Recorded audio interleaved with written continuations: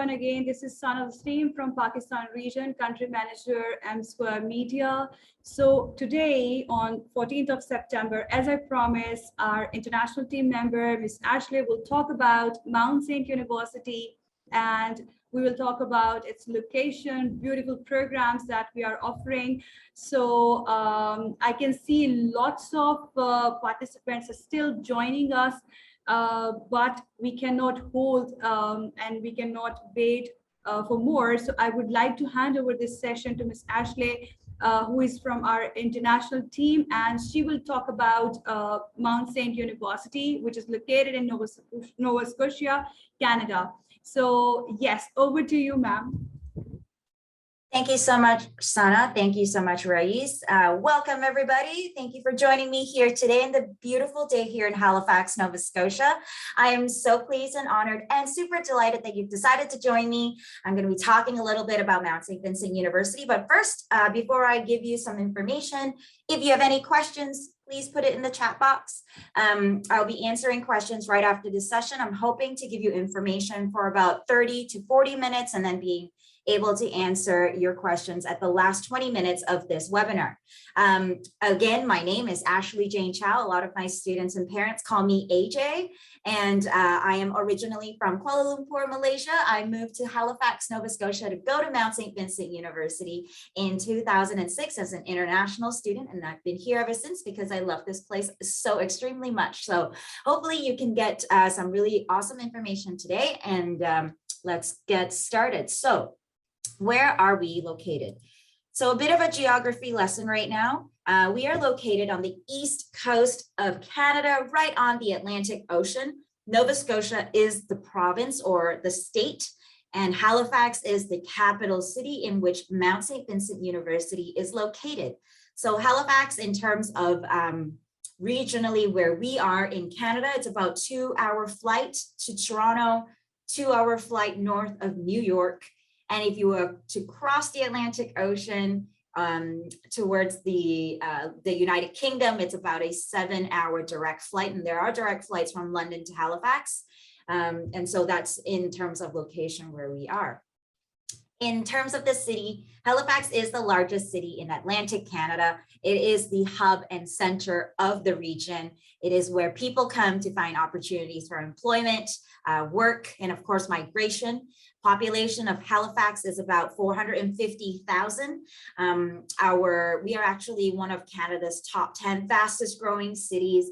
About an increase of population happens every year, about 1%, and that's because of migration into the city of Halifax. We're also known as Canada's smart city, and that's because in the city itself, there are 5 public universities and 1 public college system. And also there are many private colleges in and around the city and language schools. So lots of post-secondary education happening here in the city, a very young, vibrant city, especially right now in September. It's also a super safe, welcoming, charming, vibrant place to live. I can tell you, coming from a city of about 5 million people, I know that's not very big in terms of Asia, but to me, 5 million people coming into 500,000, everybody knows each other. It's a very safe place to live. It's certainly a very friendly place to live as well. And of course, we're right by the ocean, so nothing better than ocean views all day, every day. Okay, so some fun facts and fun stats about Mount St. Vincent University. We lovingly call it MSVU. We are a public university established in 1873. We're currently gearing up for our 150th anniversary coming up in 2023. So we're super excited to be launching our 150th birthday soon. Average first year class size, about 24 students per class.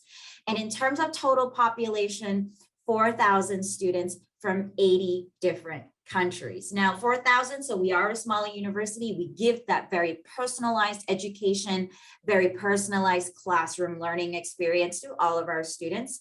Majority of our students, we are a public undergraduate university located in the city, specializing in liberal arts, social sciences, and humanities. So we are a primarily undergraduate, and we excel in undergraduate experiences for all of our students.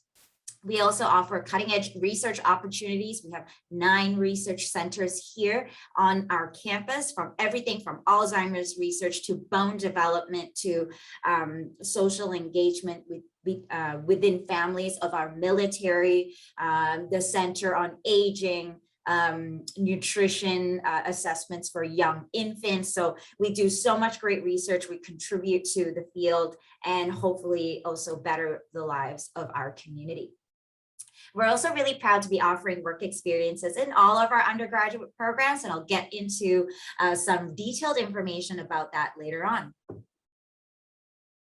Okay, so in terms of life on the hill, and we call it on the hill because Mount Saint Vincent University is located on a hill overlooking the Bedford Basin, which is basically a bay that is off the Atlantic Ocean, off of the Halifax Harbor, which is actually the 2nd deepest harbor in the world. Fun fact. So we're only about 7-minute drive from downtown.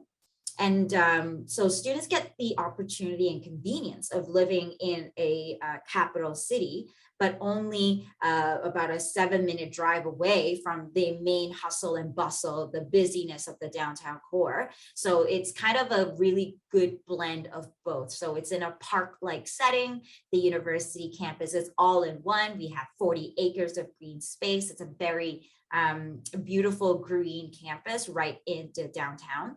And then, of course, it's a connected campus because all of our buildings, our main buildings, are all connected to each other. So there's about 5 to 6 different main buildings, and students can go from their residences to, dining hall for breakfast, and then to the classrooms all inside, and they don't have to go out.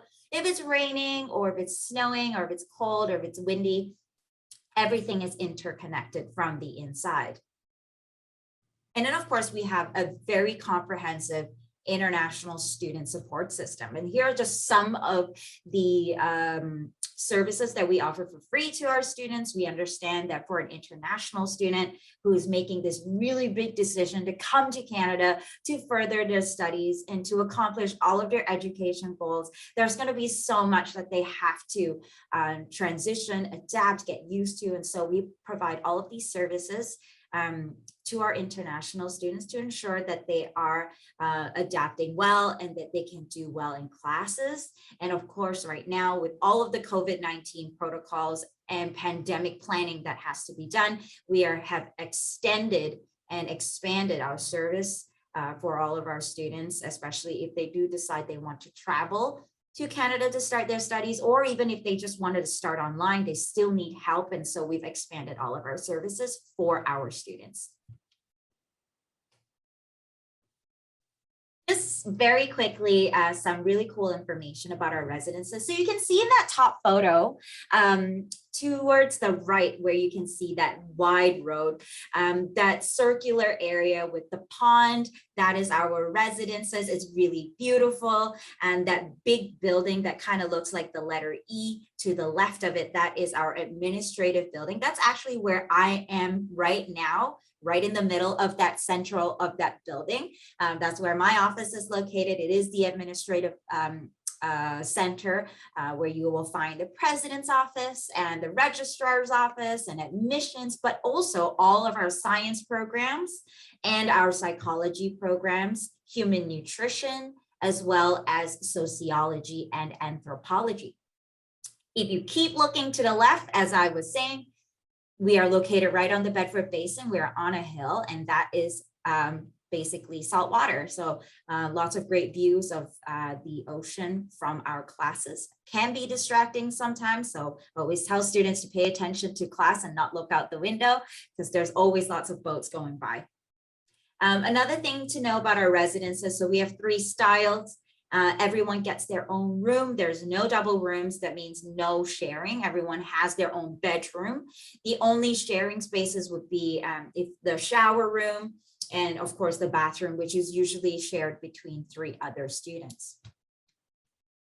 We are also a very global campus. So yes, we are small, but we have lots of representation. We have about 21% of our student population is from outside of Canada. I've listed some of the more popular countries than which our students come from, but this is not all of it. As I said earlier, we have about 80 different representation countries. And of course, lots of students from all over West Africa and Southeast Asia and the Caribbean and Eastern Europe as well, and Latin America. So a very diverse classroom setting, not only for our Canadian students, but for our international students to learn about other cultures as well. Okay, so work integrated learning. These are the opportunities of work experiences that are offered in all of our undergraduate programs. Something key to remember is that we have 3 types of work experiences. The first being internships, the second being cooperative education, the third being practicum.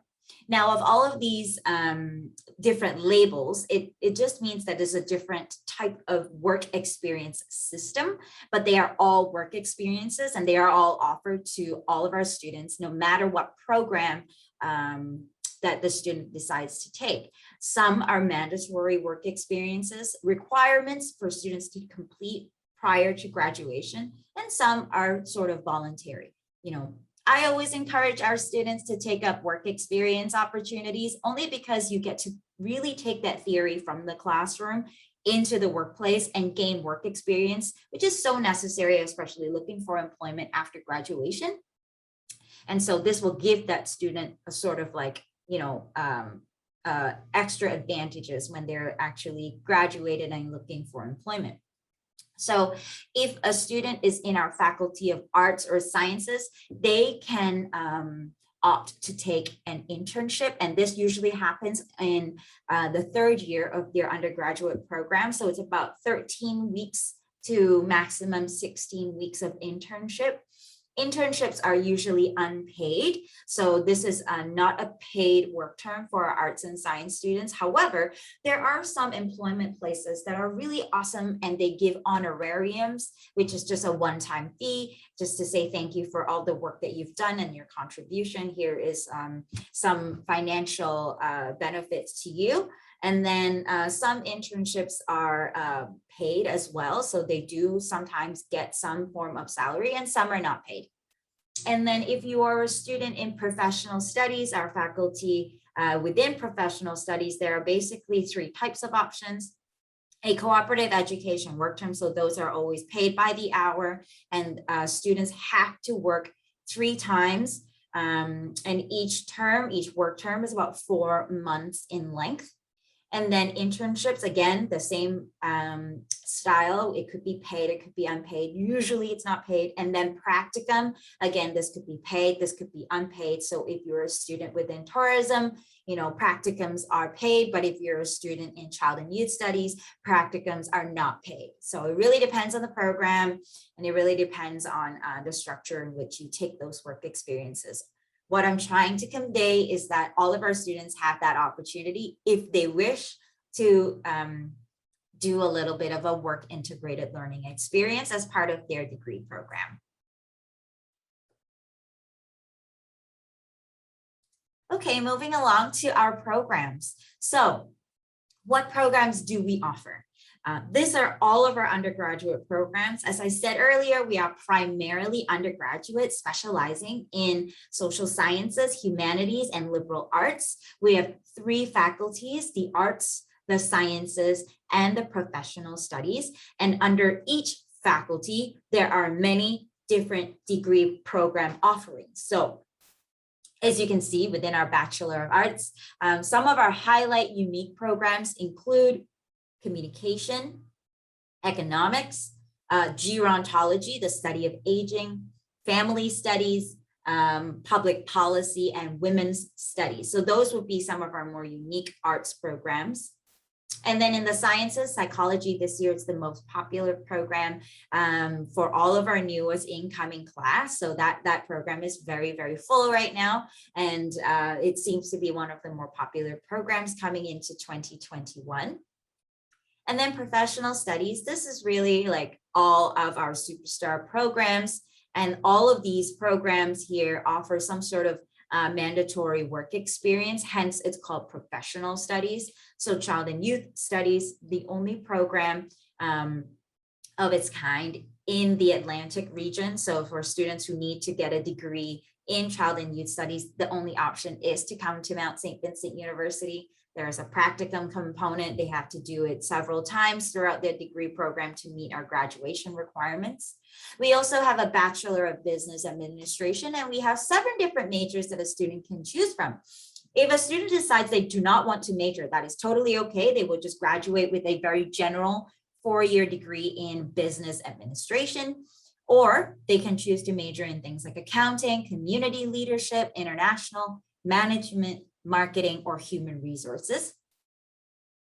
The Bachelor of Public Relations, one of our flagship programs, started in the 70s. So we've had this program for a very long time.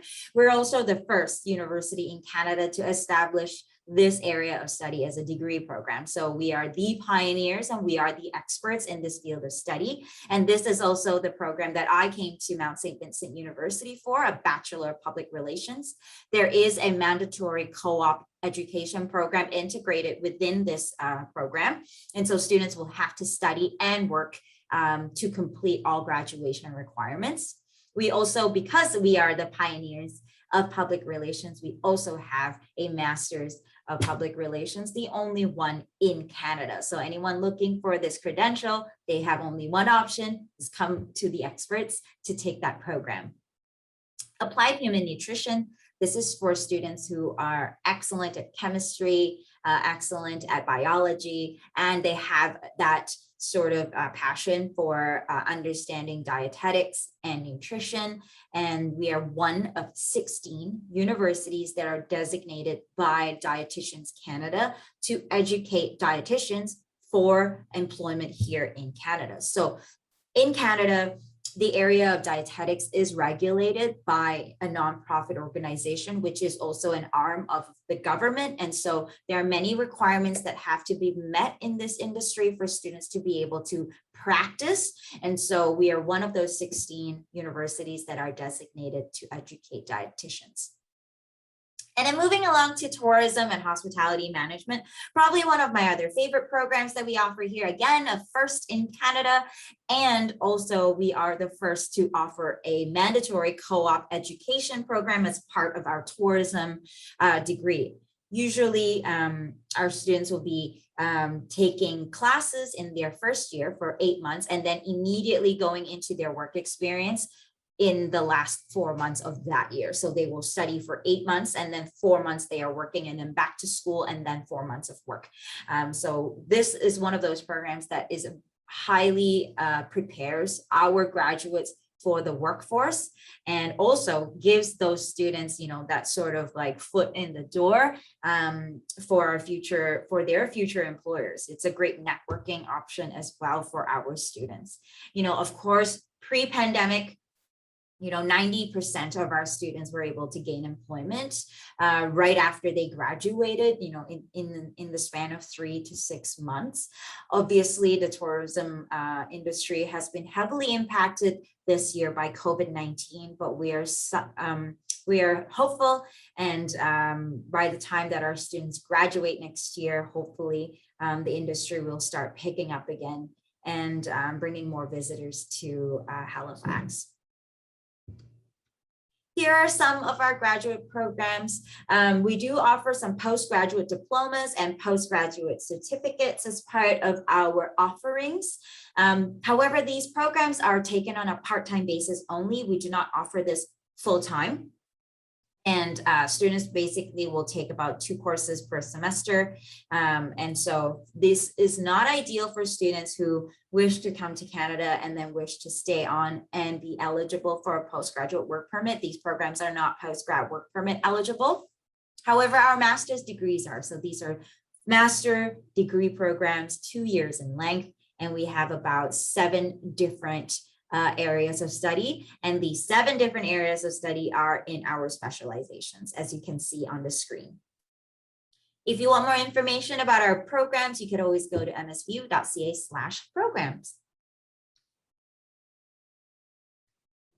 Okay, I'm going to go through admission requirements very quickly here for a high school student coming to us from the areas of Pakistan and Bangladesh and Sri Lanka. For those students who are finishing high school, we would require at least 5 grade 12 academic courses with a minimum 60% average, no individual subject below 50%. And of course, we look at your primary language as well. So, high school students coming to us from, let's say, from Saudi Arabia, their primary language is Arabic. And so we consider primary language as part of those admission requirements because we want to make sure as a student that you are good in your own language. And that tells us a lot about during the assessment, literature and things like that. So minimum primary language is 55%. And then, of course, some of our programs require students to have completed mathematics, chemistry, biology as part of admission. I'll get into that a little bit later. We also accept transfer students. So what is a transfer student? A transfer student is somebody who has already started or graduated or has not graduated from a college or a university in any country, okay? So whether that student is, so that it just basically means they are no longer a high school student, okay? So that's what we classify as a transfer student. They're transferring from a different university, okay? For those students, we require an overall GPA of 2.0. So that's equivalent to about a 63 to 66% average over the 100 scale. And then, so there are 2 types of transfer students. The first type is you are just coming from your home institution, you want to study here, and you are not looking for any transfer credit assessments. The second type of transfer student is a student that is looking for transfer credit assessments. So if you have a transfer student who's looking to transfer some previously completed course credits, we will need 2 things. First, we will need course descriptions. Basically, we will look at the courses that they took in their home country and compare it to our courses. And if they are the same, then we will transfer them. And then the second thing that we need is that the student would have attended a public institution. But if it's not public, then it has to be accredited, okay? So even if they come from a private university, but the private university is recognized by the Ministry of Education, and it's been around for 100 years, and it has a very good reputation, then of course we will transfer those as well. But for private universities and colleges that may be open 10 years ago, some of their programs might be recognized and some may not be, those can get a little bit trickier. For our master's students, generally, we need an overall GPA of about a 3. That's like a B average or about a 75 or above. And so I'm not going to get into our master degree admission requirements because all of them are different and all of them have different deadlines. So I would encourage you to actually reach out to my team that is online with you right now, or you could even go to msvu.ca/grad studies and check out the requirements and the deadlines there. IELTS requirements, very simple. If you are a bachelor degree student, we need a 6.5. If you are a master's student, we need a 7. But if the student does not, oops, that is not what I was supposed to do.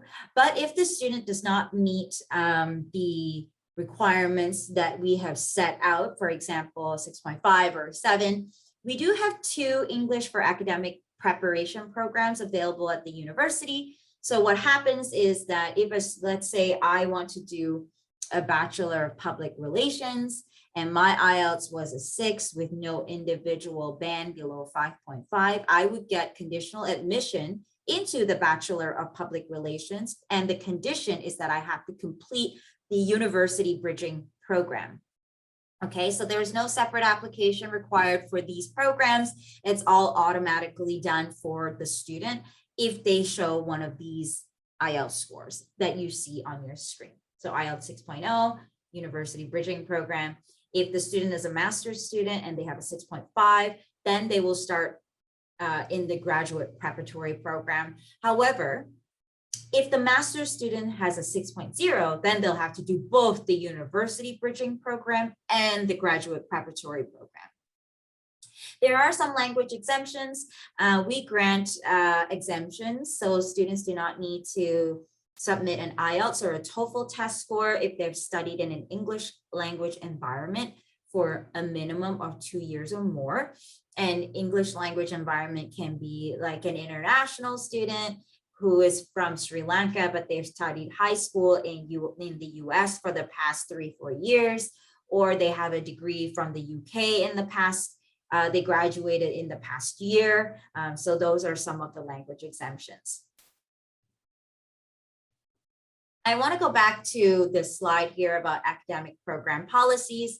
And this is basically, it's important to touch on this topic because it's a deferral process that we do here within our admissions department. And this is usually granted to students who do not take mathematics in their grade 12 or their high school.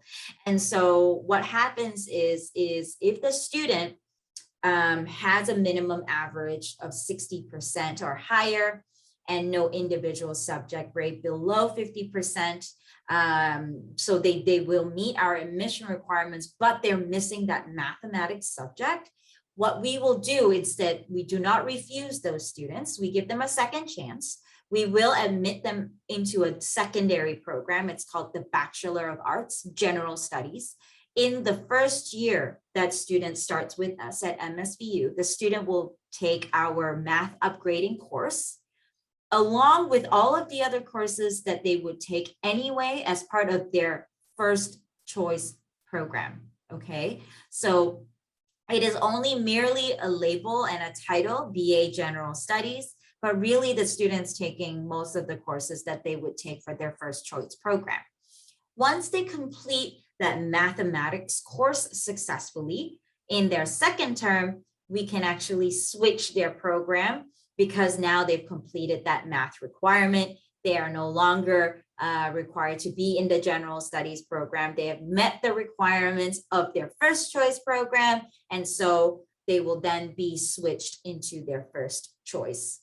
Okay, I hope that makes sense. So what is a Bachelor of Arts General Studies? It's basically a broad background degree program within the areas of humanities or sciences or even social sciences. Students do not declare a major in a Bachelor of Arts General Studies. It is basically a very general, when students graduate, they graduate with a Bachelor of Arts degree with no major.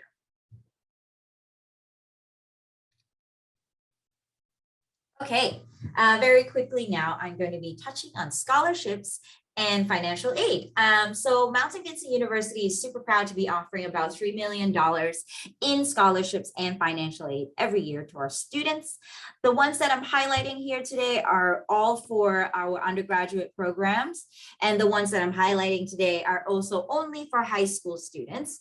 And the reason why is because these are our most popular scholarship programs. And this is also the majority of our scholarship programs is mainly for high school students coming into their first university degree program.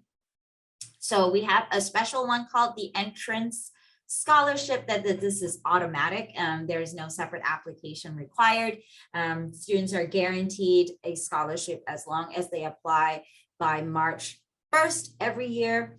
And so the student has to be in high school. They have to be finishing in that year in grade 12. And as long as their average is at 80% or higher, they can get a scholarship that ranges between $700 to $8,000 per year.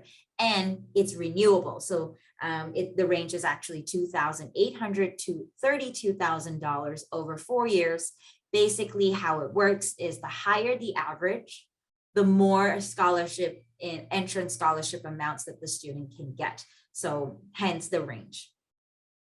And then we have the President's Scholarship, and this is basically a scholarship that pays for everything. We award about 6 to 10 per year, and this is for students who are very well-rounded. So what does that mean, very well-rounded? That means their average is at least 92% or higher. They have community service, volunteerism, leadership, extracurricular activities, anything to show that they are basically a superstar rock star student, they can be put in the running for the President's Scholarship. And so this scholarship requires a separate application. If you have any students that fit this criteria, let me know. I'll send you the scholarship forms. But basically, let's say every year we have maybe about 100 students that compete for this scholarship.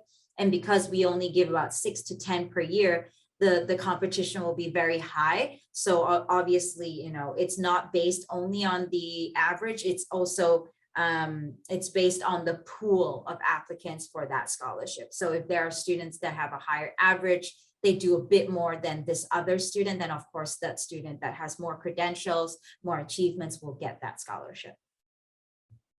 And then we have the Leadership Award. This is only awarded in the first year, and it's basically a free residence to our leadership students. And this is for students, basically, they have a high average, but maybe not in the 90s. And they can show that they are an athlete and they have all these extracurricular activities and volunteerism. So this is basically an award for students who are extremely involved in their school and outside.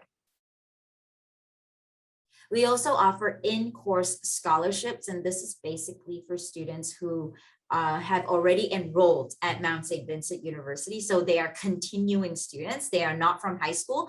This could be anybody. And as long as, you know, every year they have a GPA of a 3.1 or higher, or 3.3. And of course, if, you know, if the professor nominates them as well, they could get an in-course scholarship, and the range could be about $2,000 in partial scholarships. And then we have bursaries. So this is based only on financial need, not based on academic merit. Need-based bursaries can go up to $2,000 per year as well. So some of the need-based bursary programs include Student Works, which is basically, you know, part-time jobs that are available on campus for all of our students. And it's about a 12-hour per week commitment at $13 per hour, which is really great. Gives them some extra pocket money if they want to go buy a pair of new shoes or go to the movies with their friends. They have that, that extra spending money to do that. Okay, so tuition and fees. We actually offer the most affordable tuition pricing in Nova Scotia for international students. So per year, an undergraduate student will pay about 16,000 to 17,000 Canadian dollars for tuition. And this is for a full-time student. And there is a range because at the lower level of our tuition, that is for, you know, arts, professional studies students. At the higher end is our science students, because our science students don't only have to take, you know, a biology class, but they also have to do labs, or they have to do supplementary courses as part of their statistics or mathematics course. So it's a little bit more expensive because they're taking on extra courses. For our master's programs, the price that you see here in Canadian dollars is for the entire program. So our master's degree programs are about 2 years. Students take about 6 courses in their first year, 4 courses in their second year. And so this price is for the entire program. Residence fees will vary depending on meal plan, depending on the accommodation. So you can see that there is a range as well, about 6,000 to 12,000, depending on, you know, the plan that they decide to buy for their meals or the accommodation style. All of our students are also required as an international student to pay for a mandatory health insurance program, and this is 654 Canadian dollars per year. And the reason our international students have to have mandatory health insurance is because of emergencies.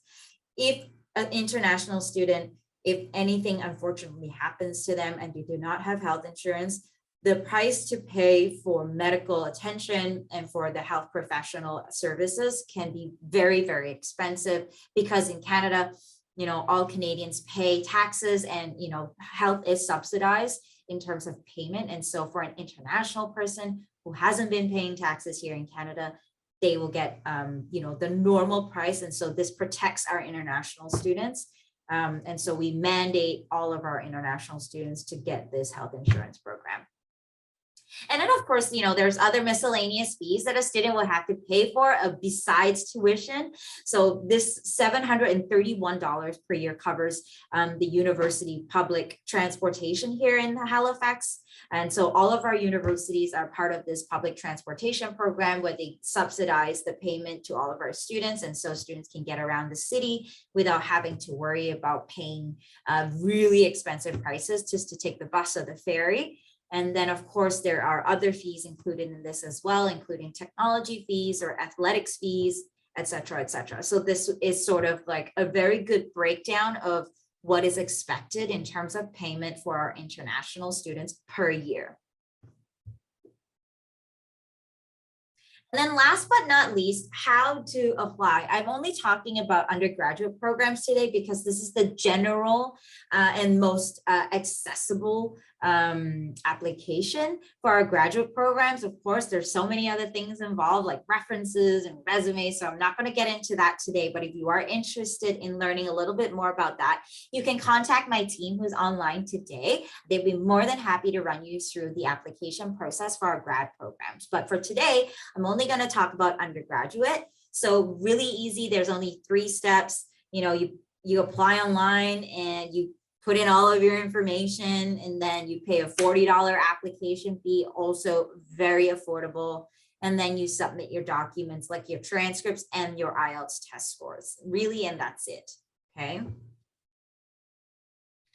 Last but not least, please stay in touch, or please log on to our Instagram account so you can check out more beautiful photos of my campus. Or you can go onto Facebook if you're looking for more information there, or you can just go to our website or scan the QR code to access our newest view book online. Thank you very much.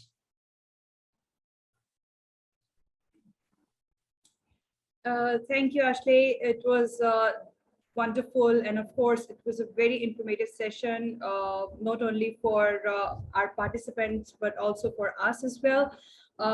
So I would like to take questions from the audience now. If you have any questions, please feel free to ask. So anything that you would like to add, raise? Do you have any question in your mind? Please pick the questions from the audience. I have one question, if I can ask. So the question from my end is, do we have this opportunity for the credit transfer? If one student has done 2 years bachelor's and would like to take a transfer for 2 years, or from second year of the bachelor's, would it be possible? Yes, that would be possible, but again, it depends on the individual courses. From my experience of a student who has done at least 2 years internationally, if they are transferring from a program that is similar to the program that they are applying for at MSVU, there is a possibility of getting at least 2 years of transfer credits, but most of the time it's maybe 1.5. Depending on the course that they apply for. So, I would always tell students, if you're transferring, you're hoping to get the maximum amount. Yes, let's try, let's get it assessed. I would always tell students they might still need to complete 2 to 3 more years here at Mount Saint Vincent University. Sure, thank you. I didn't find any Duolingo score. Are we accepting Duolingo as well? Unfortunately, no, we do not accept Duolingo, and we do not accept the Pearson test of English either. We only accept the IELTS, and then of course during pandemic, the IELTS indicator test, or TOEFL, or because of the pandemic, the TOEFL home edition test. Makes sense, makes sense.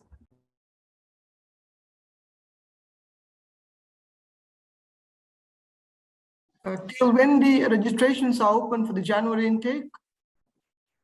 Registration for classes or applications? Applications. For January 20.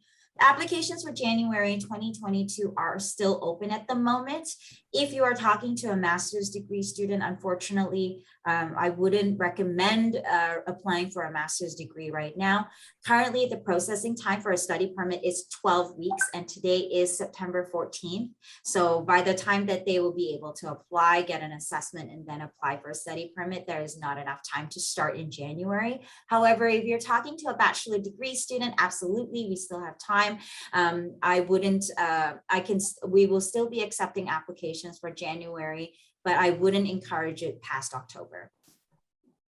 Okay, thank you. So I would like to take one question from my audience. Ms. Roxana is asking about how much study gap is acceptable for undergrad programs. And also I would like to add on, like, other than that, this gap, is there any age bracket as well? So at MSVU, we do not have age limits or age gap brackets. We welcome anybody who is willing to study. The only caution I would place on these students would be the study permit process. So we welcome everybody, but at the end of the day, it's the Canadian Embassy that makes that decision of whether the study gap is acceptable or not. So there is one more question I can see. What is the difference between a professional certificate and diploma? Okay, so in Canada, there are basically, I'm going to explain this because I know that it's very confusing, and different countries have different levels of education. So in Canada, there are two main levels of education at the post-secondary level, so after high school. The first one is called the undergraduate, and then the second one is called the graduate.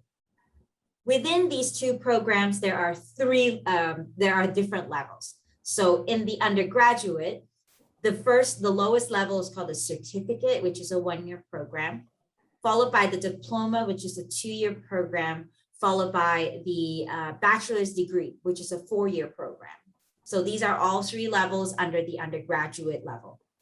Then we move along to the graduate level, and there are only 2 levels. The first is a master's degree, so that's a 2-year program, and then the PhD, which can be 4, 5, 6 years, depending when you're doing your doctorate. So that really is the major differences. It's certificate, diploma, bachelor for the undergraduate, and then for the graduate, it's master's, PhD. Thank you so much. Makes sense.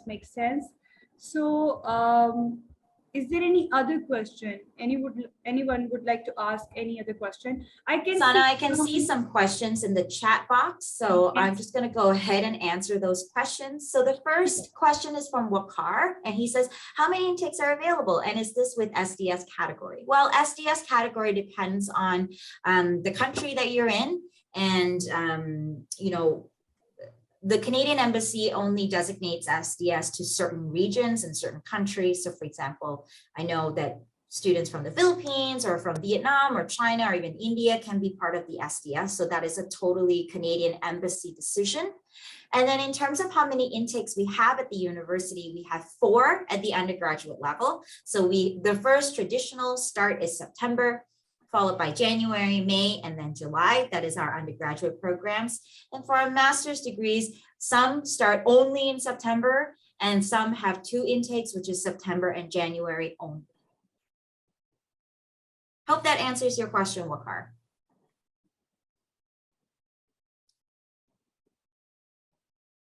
Okay, there's a big one. Okay, no, that's not a big one. Okay. Yeah, I think I've answered all the questions, Sana, on the chat box. Yes, most of the question I picked from the chat box only. Okay, awesome. Yeah. Awesome. Thank you so much, Ashley, for your taking the time to educate the Sri Lankan agents and the Pakistan agents. And we look forward to getting more applications from our agents. Sana? Yes, and is there any plan to visit us? My agents are like keep texting me when Ashley is coming to Pakistan. We would like to, take you to the schools, and we want you to talk to the audience. So please tell us your plans to come and visit Pakistan. So at the moment, my university has grounded me. I am unfortunately unable to be traveling for the rest of this year.